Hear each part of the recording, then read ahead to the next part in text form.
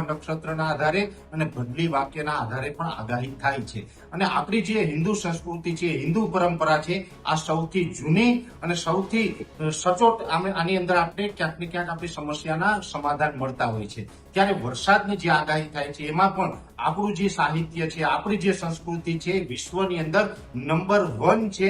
અને ભારતીય સંસ્કૃતિની અંદર એ તાકાત છે કે દુનિયાને વિજ્ઞાન શું છે એ ખબર નહોતી ને, ત્યારથી આપણા જે ગ્રંથો છે એની અંદર વરસાદનું પણ વર્ણન કરવામાં આવ્યું છે અને આના આધારે સચોટ આગાહી થતી હોય છે. ને એમાં પણ આપણા જો ગુજરાત રાજ્યની વાત કરવામાં આવે તો ગુજરાત રાજ્યની અંદર જ્યારે વરસાદની આગાહીની જો વાત કરો તો એમાં સૌથી પહેલું એક નામ સામે આવે છે, એ છે અંબાલાલભાઈ પટેલ, જે ખૂબ મોટી ઉંમરના છે, તે નિવૃત્ત અધિકારી છે. પોતાને કોઈ જ પ્રકારનો વ્યક્તિગત સ્વાર્થ નથી, નિસ્વાર્થ ભાવે આ રાજ્યની અને આ રાજ્યના ખેડૂતોની સેવા વર્ષો સુધી એમણે કરી છે. અને એમની સેવાથી ગુજરાત રાજ્યના ખેડૂતોને અને ગુજરાત રાજ્યને ઘણા બધા ફાયદા થયા છે. પણ હવે આજકાલ વિજ્ઞાન જાથા છે એ સસ્તી પ્રસિદ્ધિ માટે થઈને અંબાલાલ કાકાનો અને એની આગાહીનો વિરોધ કરી રહ્યા છે. અંબાલાલ કાકા હોય કે કોઈ પણ વ્યક્તિ હોય, અંતે બધા માણસ છે.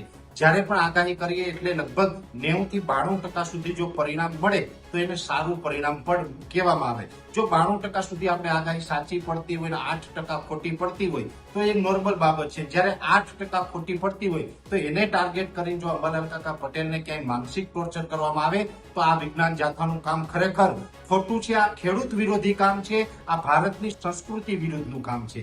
બીજું, આજે તો અંબાલાલ કાકાએ એવી જાહેરાત કરી છે કે હવે આજથી હું આગાહી કરવાનું બંધ કરું, કેમ કે વારંવાર વિજ્ઞાન જાથા તરફથી એને માનસિક રીતે પ્રતાડિત કરવામાં આવ્યા, એને ટોર્ચર કરવામાં આવ્યા અને એના માનસિક ત્રાસથી આજે અંબાલાલ કાકા આગાહીમાંથી જે નિવૃત્તિ લઈ રહ્યા છે. આ સાંભળીને આજે મને ખૂબ દુઃખ થઈ રહ્યું છે. અંબાલાલ કાકા છે અમારા વડીલ છે, અમારા દાદા સમાન છે.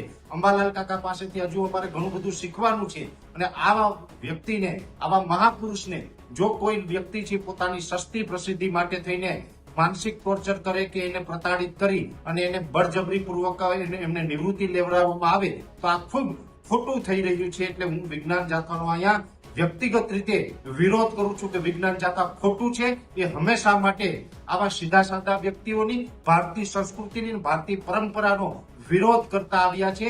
અને આની અંદર જે અંબાલાલ કાકાએ જે અત્યાર સુધી યોગદાન આપ્યું એ ગુજરાતના ખેડૂતો ક્યારેય નહીં ભૂલી શકીએ. બીજું વાત કે આજે વિજ્ઞાન જાથાએ એક એવી વાત કરી છે કે આગાહીકારોના કારણે ખેડૂતોને નુકસાન થયું છે. અરે, આગાહીકારોના કારણે નુકસાન થયું છે એવું તમે આજે કહો છો તો વિજ્ઞાન જાથાને હું સવાલ કરું છું, વારંવાર અતિવૃષ્ટિ થાય, અનાવૃષ્ટિ થાય, વાવાઝોડા આવે, ખેડૂતોને ઘણું બધું નુકસાન થાય, ત્યારે સરકારની સામે અવાજ ઉઠાવવાનો હોય ત્યારે તમારું મોઢું કેમ સિરાઈ જાય છે?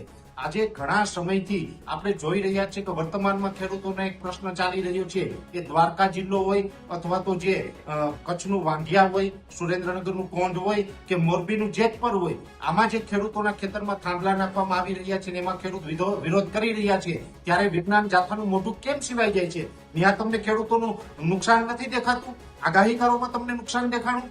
એટલે આ કહી શકાય કે ખેડૂતોને વધુ એક બરબાદ કરવા માટેનું એક મોટું ષડયંત્ર છે. અને આ ષડયંત્રનો ભાગ છે, આ ષડયંત્રનો હિસ્સો છે વિજ્ઞાન જાથા થઈ રહ્યું છે.